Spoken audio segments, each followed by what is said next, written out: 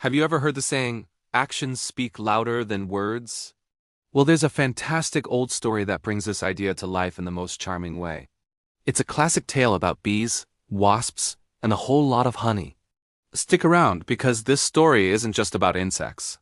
It's about proving your worth through what you do, not just what you say. Imagine a deep, quiet forest. Sunlight filters through the leaves, and everything seems peaceful. But hidden within a hollow tree, a treasure has been discovered, a glistening, golden cache of honey. And with this discovery, the peace is shattered. Suddenly, a swarm of wasps buzzes onto the scene. They circle the tree, their yellow and black stripes catching the light. "This honey is ours!" they declare, their voices sharp and possessive. They're absolutely certain. But just as they're about to claim their prize, another group arrives. A swarm of bees, equally determined, hovers near the entrance to the hollow. "Wait just a minute," they buzz. "That honey belongs to us. We worked for it." The air grows thick with tension. The wasps are aggressive, the bees are resolute. It looks like a full-blown battle is about to erupt in the middle of the peaceful woods. The argument gets louder and more pointed, with each side refusing to back down. Just when it seems like wings and stingers are about to clash, a sensible voice rises from the crowd. Someone suggests that instead of fighting and potentially destroying the very treasure they're arguing over, they should seek a legal ruling. Everyone agrees this is a much better idea. So, they decide to take their dispute to the most respected legal mind in that part of the forest, the Hornet. The Hornet is known far and wide as the justice of the peace, a fair and impartial judge. The stage is set for a trial that will decide the fate of the golden honey. The forest court is called to order.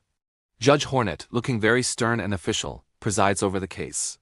The first witnesses are called to the stand. They're a mix of woodland creatures who happen to be nearby. They testify that they saw winged creatures flying around the hollow tree.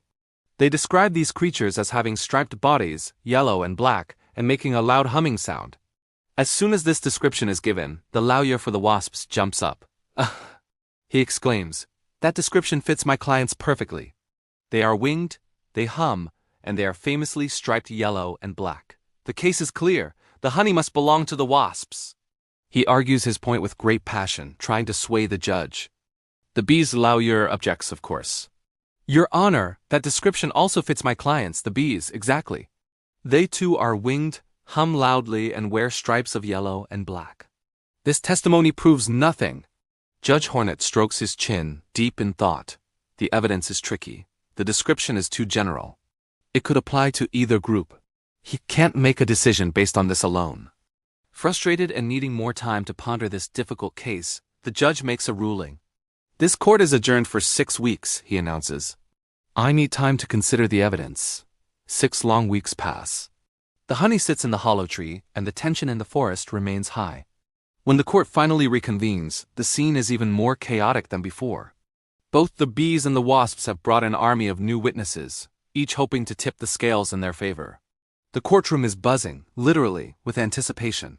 The first new witness to take the stand is a tiny ant. He looks nervous as he climbs up, ready to be questioned and cross-examined. But just as the lawyers are about to begin their interrogation, a new voice cuts through the noise. It's a wise old bee, his wings slightly faded with age, but his eyes sharp and intelligent. He steps forward and addresses the judge directly. "Your Honor," he begins, his voice calm and steady. "With all due respect, this case has been dragging on for 6 weeks already. If we continue like this, with endless witnesses and arguments, the honey will spoil. It will be of no use to anyone." The courtroom quiets down. Everyone knows he's right. The precious honey is at risk. The old bee continues, "I have a proposal. A simple test that will settle this matter once and for all." Judge Hornet leans forward, intrigued. "Let the court instruct both the bees and the wasps to do one thing: build a honeycomb." A murmur spreads through the crowd. The old bee explains his logic. "Once we see who can build a honeycomb and who can fill it with honey, we will know without a doubt who the true creators of the treasure are. We will see who has the skill, the knowledge, and the ability." The moment the proposal is made, the wasps erupt in protest. They buzz angrily, shouting objections and calling the idea unfair. They create a huge commotion, trying to distract from the suggestion. But their loud protests have the opposite effect. Wise Judge Hornet watches them closely. He sees their panic, their desperate attempts to avoid the challenge. And in that moment, everything becomes crystal clear. He understands exactly why they are protesting so loudly. They are protesting because they can't do it. They know they don't have the ability to build a honeycomb or make honey. Their loud words are just a cover for their lack of skill. The judge raises a hand for silence. His voice booms through the court. The protests of the wasps have revealed the truth, he declares. It is now perfectly clear to this court who is capable of making the honey and who is not.